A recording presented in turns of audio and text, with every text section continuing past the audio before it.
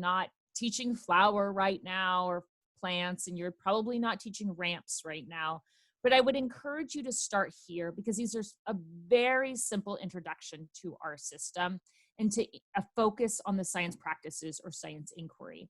So the basic tutorial has no Rex the tutor in it. So students start, it's a pure assessment. He's not going to pop up and block them. They just go through it. Tutorial 2 will make sure that they have a testable hypothesis. And then tutorial 3 has Rex the tutor throughout the entire activity. And the difference between the basic tutorial and the advanced tutorial is the basic tutorial has purely qualitative data. So there's no numbers whatsoever. There's just 2 levels of the independent variables. There's on and off, and that's it. Very, very simple.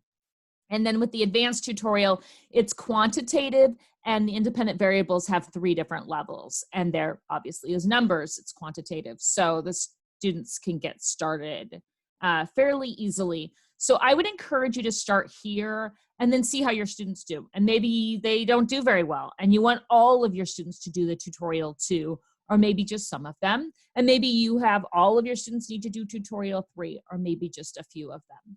And then once you feel like they have a good start with the tutorials, then I encourage you to get started from there to one of our topic labs. So, they can get started with forces in motion or collisions or whatever works. Waves. I usually did waves in the spring. So something that applies to your students right now, I encourage you to get those started after they just have that quick introduction. So with these tutorials, it's about 15 to 20 minutes and the students can just get started. Let's do a quick preview. So I would encourage you to walk your students through this either in real time or a video like I'm making right now. You could use Screencastify or Loom or Meet or something along those lines. And just make a quick video for your students to see as you talk through this information. Show them that they're going to see a goal. And maybe you have different terms that you use with your students. So making sure that they know the terms you use. Make sure they know that this is the independent variable, or it's what they will change. There's a dependent variable, or what's going to happen, or what they're going to measure. They're going to change their variables and collect their data. And then they're going to go back and make a claim. And then they're going to select the evidence that supports that claim and then write it up in claim evidence reasoning format. And students just need that connection with you to really understand what's going on. And so I encourage you to kind of walk it through them with it. And you can always make like a pretend student account and use that to walk your students through an activity, or you can use these previews. If you do want to use a pretend student account, I encourage you to use either another browser. So let's say you primarily use Chrome. With your pretend student account, use Safari or Firefox, or you can go up to the home button or the 3 vertical dots and open an incognito window and use your student account that way. Just FYI, our system senses that you're a teacher and we want to be really helpful and get you right in. So if you try to use the same browser without using an incognito window, then you're going to have some troubles there because our system's going to sense you're a teacher and doesn't want you to be a student. Okay, so let's just say this is the point where you want to encourage your students to read their goal. So it says height of the tower here. You want to encourage them to say height of the tower here. Then the distance traveled from the end of the ramp, right? That's what I said I was going to change and what I'm going to measure. And then honestly, at this point, it doesn't matter what they say because we're not testing their science knowledge before they start the lab. We're testing whether they know their independent variable and their dependent variable. And so what they say right here doesn't make a difference in their score. Okay, so they come here and they're going to run the activity. And this is the point where students like to mess around a lot and play. And we have no Rex turned on for this first tutorial. And this is the reason why. We want to let them do what they're going to do without Rex popping up and stopping them. And they can just play as much as they want. It will impact their score if they play more than a couple of times, but we're not going to stop them from doing that. And so they can kind of get it out of their system a little bit. So I'm going to increase the height of my tower 3 times. Just be a good scientist. And then I'm going to go ahead and move on to my claim. And this is the point where, they need to go back and be consistent with their hypothesis, total distance traveled, then, and they never want to say that it didn't support their hypothesis. But we can still get 100% even if we don't support our hypothesis. So they just need to be correct in what they say, not consistent with their hypothesis. You can get 100% and say it doesn't support my hypothesis, and this is the data that supports that. But in this case, it is consistent. I should have done that differently. And then we're going to move on to our claim evidence reasoning. And this is where students really struggle. Even I've been in classrooms doing research, even AP bio students will get here and they don't know what to write. So I would encourage you, if you click on your reports tab, we give you a claim evidence reasoning rubric. And I would encourage you, when you assign this to your students, to share this rubric with them so they know what to write.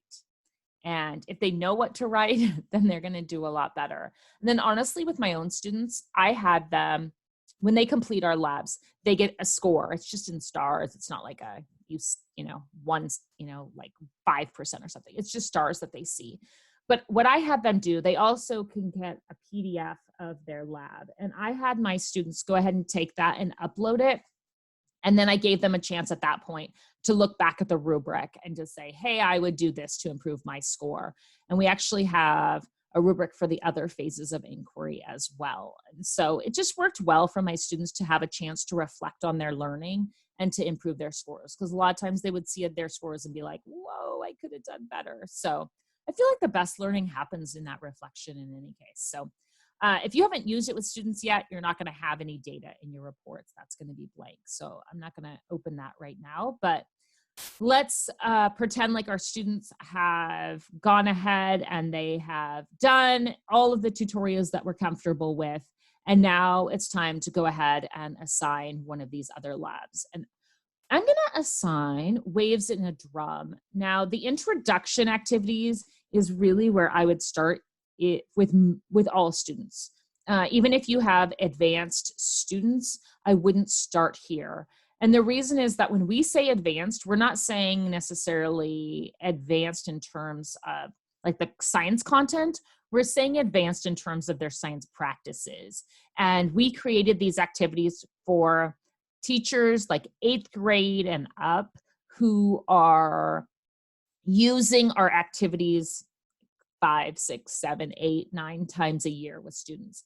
And even they don't start with these advanced activities at the beginning of the year. They start with these advanced activities after their students have had about 3 or 4 other activities and their science practices are really starting to be honed.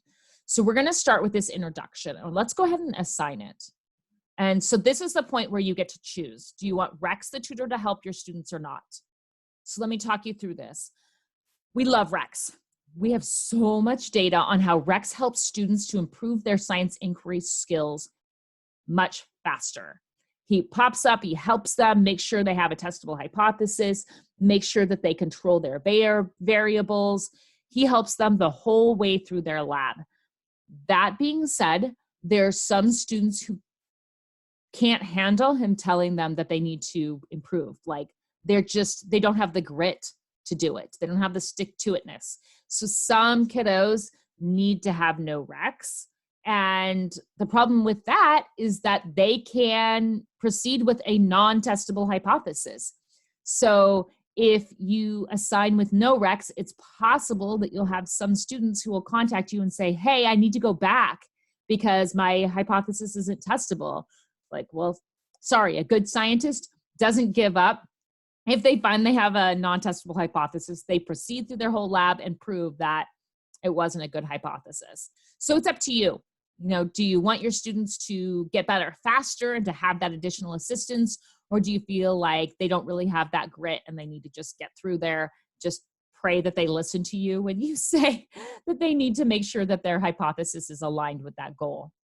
Okay, then you have your choice with the multiple choice pre and post test. They are 8 to 10 questions, And it's totally up to you. Some teachers love it. They love the fact that their students have a chance to do that additional activity. And some teachers feel like they don't have time. It is your choice, and you alone can decide what works best for your students. Okay, then you get here, and if I didn't already have these labs, I could load them. You can see here that I have Google Classroom all hooked up, so I could actually publish this. I could put in a date and decide, hey, I want this due for my students on the 30th, and I could publish it. Or I can decide that I don't want to publish it. And so I could just leave it as a draft, and I could decide that I only want to publish this. Let's just say I only want to publish this for my third period class, and I could leave everything else and it's just a draft. So at this point, because it's a draft, in case you're using Google Classroom, that would be in your classwork page in light gray at the top. If I had published it, it would actually be published into my feed, but I didn't. So at this point, I have a few different options. I could go to my classwork page in Google Classroom and change it to an assignment there. I could update and publish it here. Or if I'm using any other LMS, I can just grab this link and use it that way and push that as activity out to students. I just want to show you how quick this is. I'm going to open an incognito window. So you have that shareable link. I'm just going to paste that in there. And if your students have never used it, just make sure they know they're going to make a new account. It's going to ask them, is this really your teacher? And then make sure you tell them how you want them to sign up. Because if you want them to sign up with Google or Clever, you really want them to press that button. I would say our number one student confusion right now is when they should have pressed one of these buttons and they actually signed up with their username. And then later they think they signed up with Google and they can't remember their username or their password. So if you can give them that information ahead of time, that would be helpful so they know how to create their account. But let me show you, just in case you do have a student who does that, you can click into your Students tab and you can see whether they're connected to Google or Clever. And if you had a kiddo that was not connected to either, you can actually go here and you can change their password for them. And then once they log in using their username and the password that you gave them, if they've forgotten their password, then they can go to their own settings tab and change their password. And just in case you need to do that, in your settings tab, you could change any of your information. You could change your password if you needed to. And if you wanted to be connected to both Google and Clever, you could do that here. And if you need to manage your classroom sections, you can do that here. Okay, so from here, we've talked about students, reports. I showed you Inq-Blotter. I'll talk about Inq-Blotter on Thursday morning, but this is the teacher alert system, and nothing's going to populate because I don't have any students working right now, but these are alerts in real time.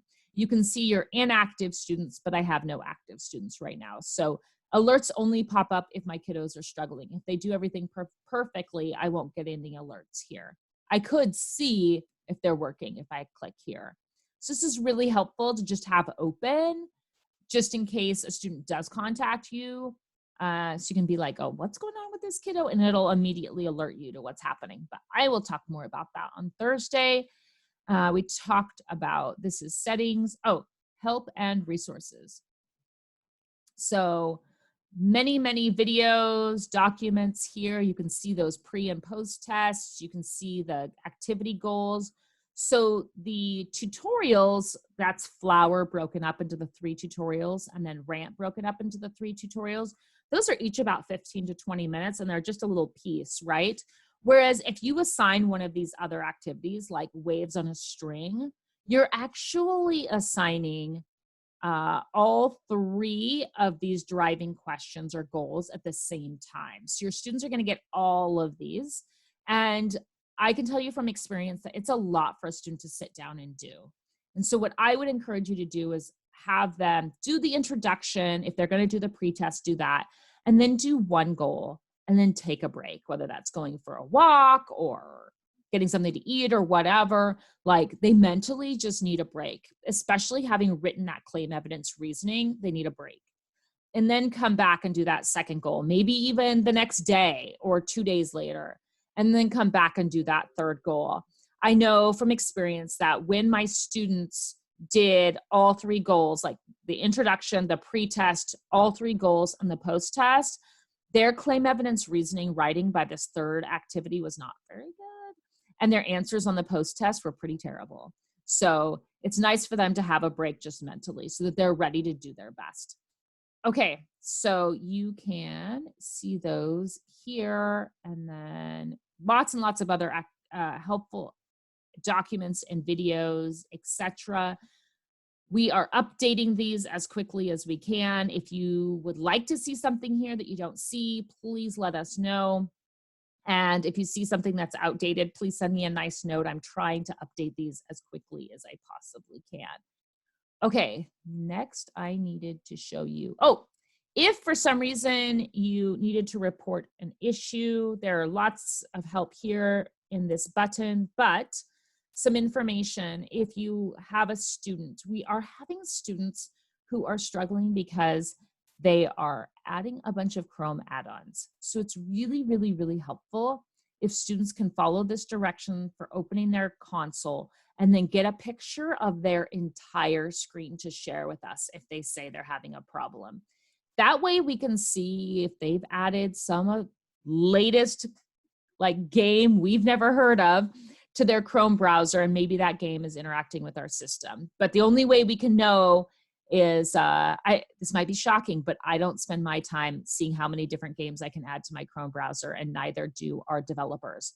So if you can have your students please take a picture with their console open and the entire screen, that'll help us to find any of those newest games and figure out how we can make sure that our system will work for those.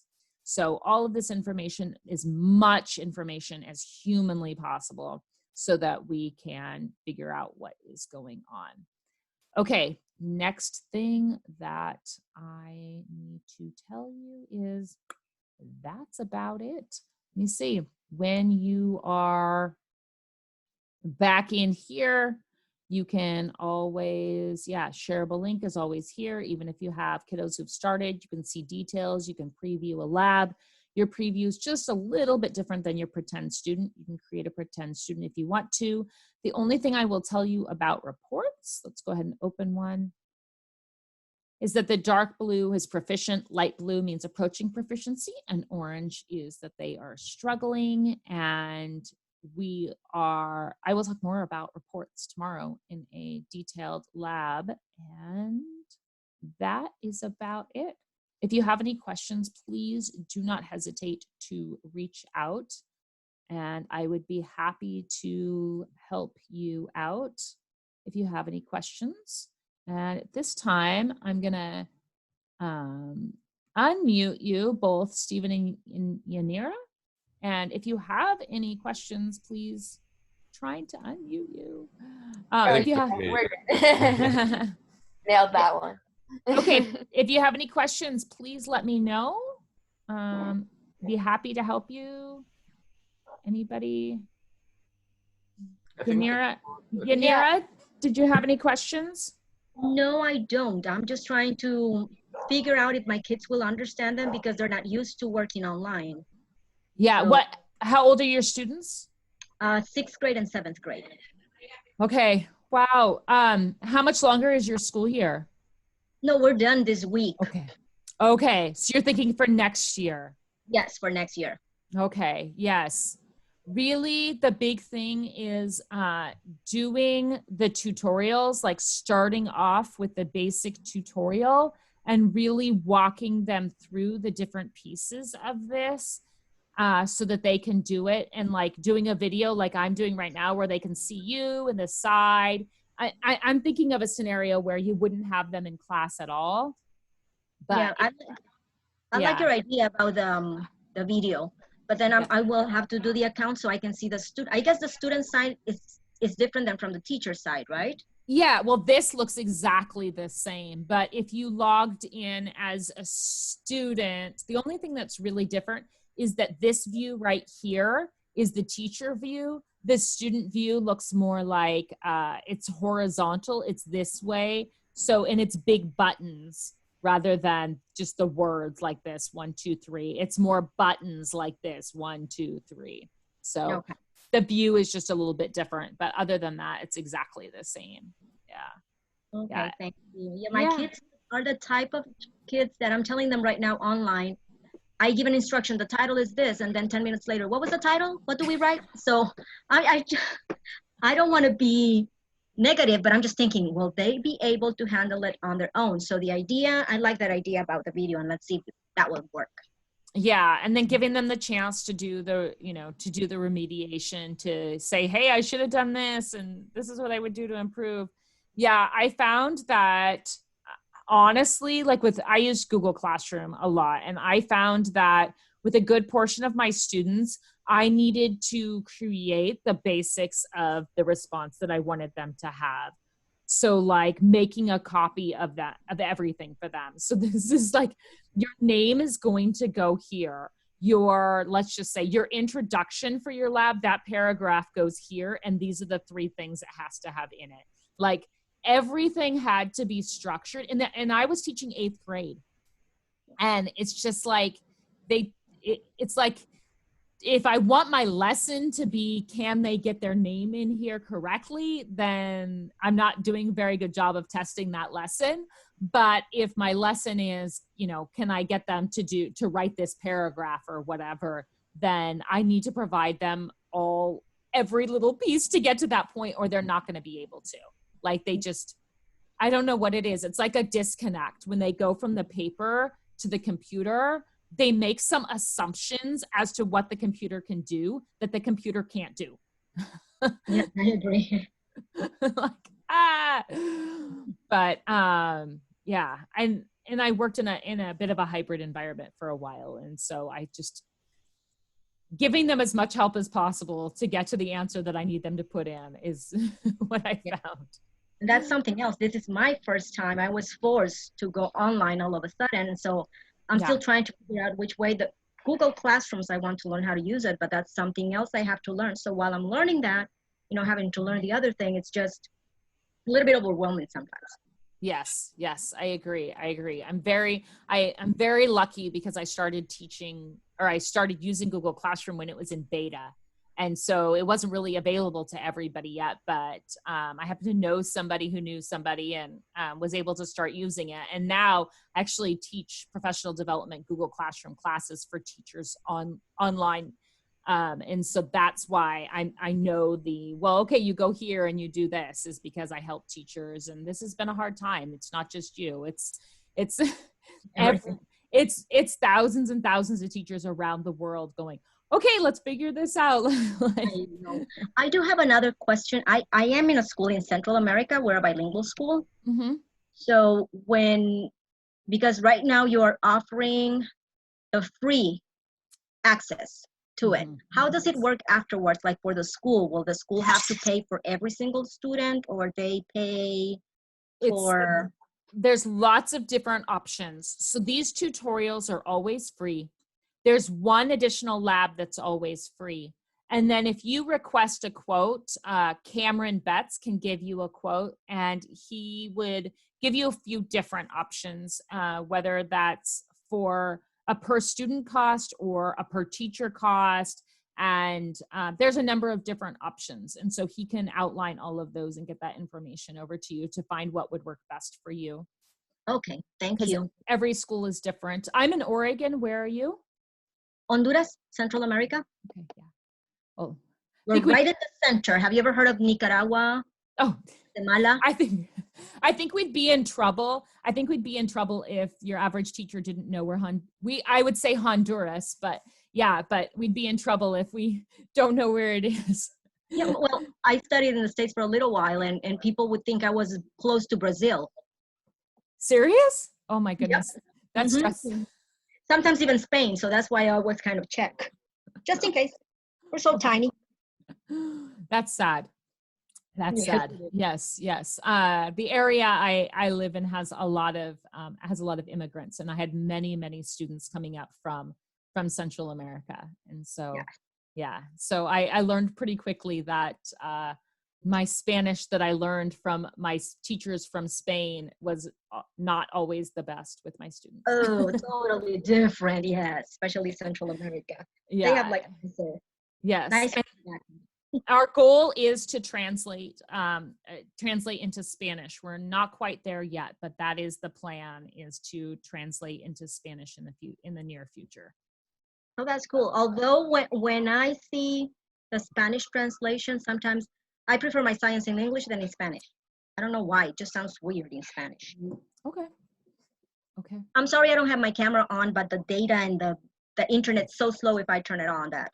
Yes, no worries. It's fine. I understand. I'm the same way. I'm getting lucky today. Quite frequently I have to turn myself off so that people can see my screen without me going out. It makes it slower. I'm just getting lucky today. Okay. Any more questions? I don't want to hold you guys. I try to keep it to 30 minutes. So if you have any questions, anybody, Alexa, Steve, did you have any questions? I think we're okay. I think we're good for now. I know you have a meeting planned with Steven in like 30 minutes or so, so I'm sure you guys will be able to go over some more things then. Yep. Okay. Anybody, any questions? I'm fine, thank you. Okay, perfect. Thank you so much for joining me. I hope you all have a wonderful day, and I will talk to you later. Thank you. Bye. Thank you. Bye.